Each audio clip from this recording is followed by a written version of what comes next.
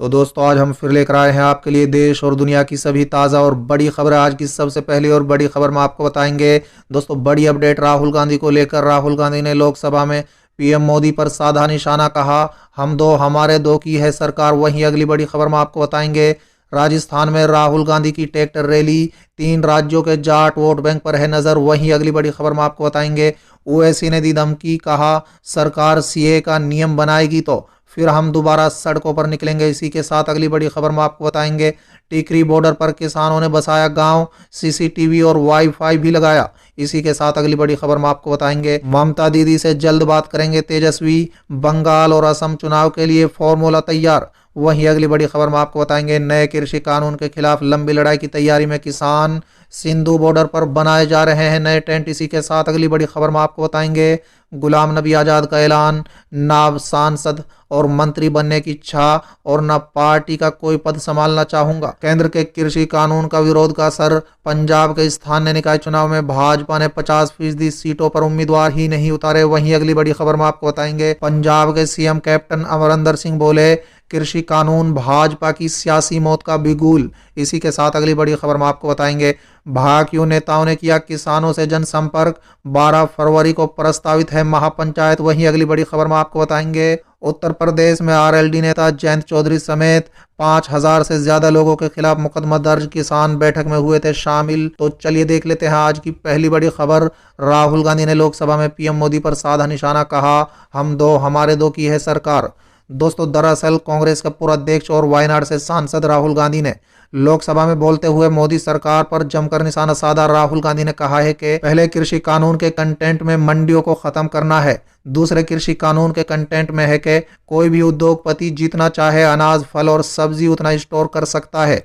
जमाखोरी को बढ़ावा देना कानून का लक्ष्य है। दोस्तों बता दें, राहुल गांधी ने कहा है कि तीसरे कृषि कानून के कंटेंट में है कि जब एक किसान हिंदुस्तान के सबसे बड़े उद्योगपतियों के सामने जाकर सब्जी अनाज के लिए सही दाम मांगेंगे तो उसे अदालत में नहीं जाने दिया जाएगा। वहीं राहुल गांधी के भाषण के वक्त बीजेपी के सदस्य हंगामा करते नजर आए। दोस्तों बता दें, इसके बाद स्पीकर ओम बिरला ने कहा है कि आप बजट पर बात कीजिए, राहुल गांधी अपनी बात रखते हैं। दोस्तों बता दें कि प्रधानमंत्री ने कांग्रेस पर कटाक्ष करते हुए बुधवार को कहा था कि सदन में तीनों कृषि कानूनों के कंटेंट और इंटेंट पर बात नहीं हुई। इसी बयान पर राहुल गांधी ने पीएम मोदी पर पलटवार किया। चलिए अगली खबर, राजस्थान में राहुल गांधी की ट्रैक्टर रैली, 3 राज्यों के जाट वोट बैंक पर है नजर। दोस्तों दरअसल किसान आंदोलन को भुनाने की हर कोशिश में पार्टियां लगी हुई हैं। दोस्तों बता दें, कांग्रेस के पूर्व अध्यक्ष राहुल गांधी 12 और 13 फरवरी को राजस्थान में 5 किसान रैलियों को संबोधित करेंगे। राहुल गांधी 13 फरवरी को अजमेर के किशनगढ़ से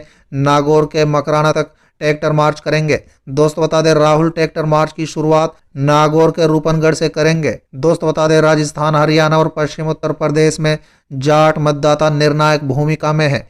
नागौर राजस्थान की सियासत में जाट कैपिटल मानी जाती है। दोस्तों बता दें, राजस्थान की सियासत में सबसे बड़ा जाट चेहरा हनुमान बेनीवाले की पार्टी राष्ट्रीय लोकतांत्रिक पार्टी का आधार भी नागौर और जाट मतदाताओं पर टिका है। इसलिए राजस्थान से लेकर दिल्ली और यूपी के जाट मतदाताओं को संदेश देने के लिए राहुल गांधी न सिर्फ नागौर में जाटों को बल्कि सुरसुरा में तेजाजी के आशीर्वाद से ट्रैक्टर मार्च करेंगे। चलिए अगली खबर, ओवैसी ने दी धमकी, कहा सरकार सीए का नियम बनाएगी तो फिर हम दोबारा सड़कों पर उतरेंगे। दोस्तों दरअसल ऑल इंडिया मजलिस इत्तेहादुल मुस्लिमीन से सांसद असदुद्दीन ओवैसी ने मंगलवार को लोकसभा में कहा है कि देश में आंदोलन होते रहेंगे और सरकार नागरिकता संशोधन कानून के नियम बनाएगी, उसके बाद लोग दोबारा सड़कों पर उतरेंगे। राष्ट्रपति का अभिभाषण पर धन्यवाद प्रस्ताव पर सदन में जारी चर्चा में भाग लेते हुए ओवैसी ने कहा है कि प्रधानमंत्री नरेंद्र मोदी ने आंदोलनजीवी और पराजीवी जैसे शब्दों का इस्तेमाल किया, लेकिन इसमें बुराई क्या है और आंदोलन होते रहेंगे। उन्होंने कहा है कि मैं एक आंदोलनजीवी हूं, खुलकर बोल रहा हूं। ऑल इंडिया मजलिस इत्तेहादुल मुस्लिमीन के नेता ने कहा है कि सरकार सीए के नियम बनाएगी, उसके बाद हम दोबारा सड़कों पर निकलेंगे। ओवैसी ने कहा है कि नए कृषि कानून में काला यह है कि कृषि राज्य का विषय है और ये संविधान के खिलाफ है। दोस्तों बता दें, ओवैसी ने कहा है कि सरकार को अपने अहंकार को पीछे रखकर इन तीनों कानूनों को वापस लेना होगा। उन्होंने आरोप लगाया है कि सरकार चीन के खिलाफ एक शब्द नहीं बोल रही है और प्रधानमंत्री को अपने जवाब में चीन का नाम लेकर बात रखनी चाहिए। चलिए अगली खबर, टिकरी बॉर्डर पर किसानों ने बसाया गांव, सीसीटीवी और वाईफाई भी लगाए। दोस्तों दरअसल कृषि कानून के विरोध में किसानों के आंदोलन लगातार जारी हैं। टिकरी बॉर्डर पर धरने पर बैठे किसानों ने गांव बसा लिया है। दोस्त बता दें, गांव की निगरानी के लिए सीसीटीवी कैमरे लगाए गए हैं। ये कैमरे असामाजिक तत्वों पर निगरानी के लिए लगवाए गए हैं। दोस्त बता दें, लंगर स्थल के साथ ही एक सुंदर पार्क भी बनाया गया है। पार्क में बेंच और चारपाई पर किसान आपसी चर्चा करते हैं। चलिए अगली खबर, ममता दीदी से जल्द बात करेंगे तेजस्वी, बंगाल और असम चुनाव के लिए फॉर्मूला तय। दोस्तों दरअसल पश्चिम बंगाल और असम विधानसभा चुनाव में अपनी मौजूदगी का एहसास कराने के लिए राष्ट्रीय जनता दल ने वहां चुनाव लड़ने का फैसला किया है। दोस्तों बता दें, आरजेडी पश्चिम बंगाल में 8 और असम में 10 सीटों पर चुनाव लड़ेगी। पश्चिम बंगाल में आरजेडी की रणनीति टीएमसी के साथ तालमेल करने की है और इसके लिए नेता प्रतिपक्ष तेजस्वी यादव जल्द ही मुख्यमंत्री ममता बनर्जी से बातचीत करेंगे। दोस्तों बता दें, असम में सीपीआई, सीपीआईएम और बदरुद्दीन अजमल की पार्टी के साथ तालमेल कर आरजेडी 10 सीटों पर चुनाव लड़ने का फैसला कर चुकी है।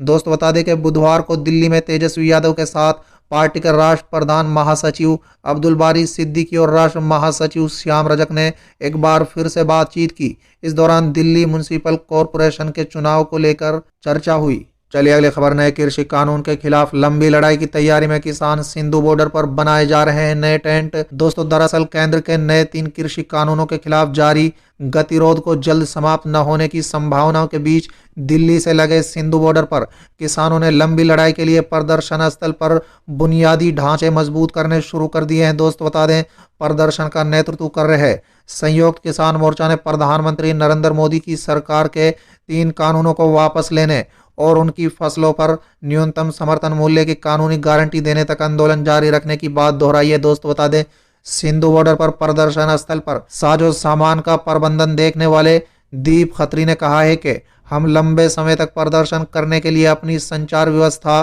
और बुनियादी ढांचे मजबूत कर रहे हैं। चलिए अगली खबर, गुलाम नबी आजाद का ऐलान, ना सांसद मंत्री बनने की इच्छा और ना पार्टी में कोई पद लेना चाहूंगा। दोस्तों दरअसल राज्यसभा से रिटायर हुए कांग्रेस नेता गुलाम नबी आजाद ने बुधवार को कहा है कि लोग अब उन्हें कई जगहों पर देख पाएंगे क्योंकि वो अब फ्री हो चुके हैं। उन्होंने ये भी कहा है कि अब ना तो उनकी सांसद या मंत्री बनने की इच्छा है और ना ही अब वो पार्टी में कोई पद लेना चाहते हैं। उन्होंने कहा है कि वो एक राजनेता के तौर पर अपने काम से संतुष्ट हैं और जब तक जिंदा रहेंगे जनता की सेवा करते रहेंगे। दोस्तों बता दें, समाचार एजेंसी एएनआई से बातचीत में गुलाम नबी आजाद ने कहा है कि मैं 1975 में जम्मू कश्मीर यूथ कांग्रेस का प्रदेश अध्यक्ष था। मैंने पार्टी में कई पदों पर काम किया, मैंने कई प्रधानमंत्रियों के साथ काम किया। मैं खुद को भाग्यशाली मानता हूं कि मुझे देश के लिए काम करने का मौका मिला। मैं खुश हूं कि मैंने ईमानदारी से अपने जिम्मेदारियों को निभाया। मुझे देश और दुनिया को जानने और समझने का अवसर मिला। चलिए अगले खबर, केंद्र के कृषि कानूनों का विरोध, पंजाब के स्थानीय निकाय चुनाव में भाजपा ने 50% सीटों पर उम्मीदवार ही नहीं उतारे। दोस्तों दरअसल कृषि कानून के विरोध के बीच 14 फरवरी को पंजाब के स्थानीय निकाय चुनाव में 8 नगर निगम और 109 नगर कौंसिल के चुनाव में भाजपा के उम्मीदवार और नेताओं को भारी विरोध का सामना करना पड़ रहा है। दोस्त बता दें, डर के चलते भाजपा ने करीब 50% सीटों पर अपने उम्मीदवार नहीं उतारे हैं। चलिए अगली खबर, पंजाब सीएम कैप्टन अमरिंदर सिंह बोले, कृषि कानून भाजपा की सियासी मौत का बिगुल। दोस्तों दरअसल पंजाब के मुख्यमंत्री कैप्टन अमरिंदर सिंह ने राज्य में स्थानीय निकाय चुनाव में 50% सीटों पर उम्मीदवार न ढूंढ पाने के लिए भाजपा को घेरा। उन्होंने कहा है कि किसानों के गुस्से का शिकार हो चुकी भाजपा कांग्रेस के सिर दोष मुड़ने की कोशिश कर रही है। भाजपा को ये बात समझ लेनी चाहिए कि पंजाब उसके पतन का कारण बनेगा। दोस्तों बता दें, मुख्यमंत्री ने कहा है कि भाजपा के राजनीतिक गुमनामी में जाने की तैयारी शुरू कर देनी चाहिए। उन्होंने कहा है कि भाजपा का अंत अब न केवल पंजाब में तय है बल्कि केंद्र में भी है, क्योंकि केंद्र का अत्याचारी राज खत्म होने की कगार पर है। कैप्टन ने कहा है कि लगभग 7 साल में भाजपा ने हर हथियार इस्तेमाल कर मानवीय हकों के साथ साथ देशवासियों के गौरव और इच्छाओं को भी बुरी तरह लताड़ा है और अब लोगों की बारी आई है। चलिए अगली खबर, भाजपा नेताओं ने किया किसानों से जनसंपर्क, 12 फरवरी को प्रस्तावित है महापंचायत। दोस्तों दरअसल बिलारी में होने वाली भारतीय किसान यूनियन की महापंचायत को सफल बनाने के लिए भाकियू नेताओं का ज्यादा से ज्यादा भीड़ जुटाने पर जोर है। इसलिए भाकियू नेताओं ने गांव में किसानों से जनसंपर्क कर ज्यादा से ज्यादा किसानों को इस महापंचायत में पहुंचने की अपील की है। दोस्तों बता दें, आज 12 फरवरी को भारतीय किसान यूनियन की बिलारी में महापंचायत होनी प्रस्तावित है, जिसको सफल बनाने के लिए भाकियू के नेता लगातार गाँव में जनसंपर्क कर रहे हैं। चलिए अगली खबर। उत्तर प्रदेश में आरएलडी नेता जयंत चौधरी समेत 5,000 से ज्यादा लोगों के खिलाफ मुकदमा दर्ज, किसान बैठक में हुए थे शामिल। दोस्तों, दरअसल उत्तर प्रदेश पुलिस ने महामारी रोग अधिनियम के तहत कोविड-19 दिशा निर्देश का उल्लंघन करने के आरोप में आरएलडी नेता जयंत चौधरी और 5,000 से अधिक अन्य लोगों पर मामला दर्ज किया है। दोस्तों, बता दें, जो 2 दिन पहले अलीगढ़ जिले में आयोजित एक किसान महापंचायत में शामिल हुए थे। एफआईआर मंगलवार को रात को लगभग 9:30 बजे दर्ज की गई, जिसमें चौधरी सहित केवल 22 व्यक्तियों के नाम हैं।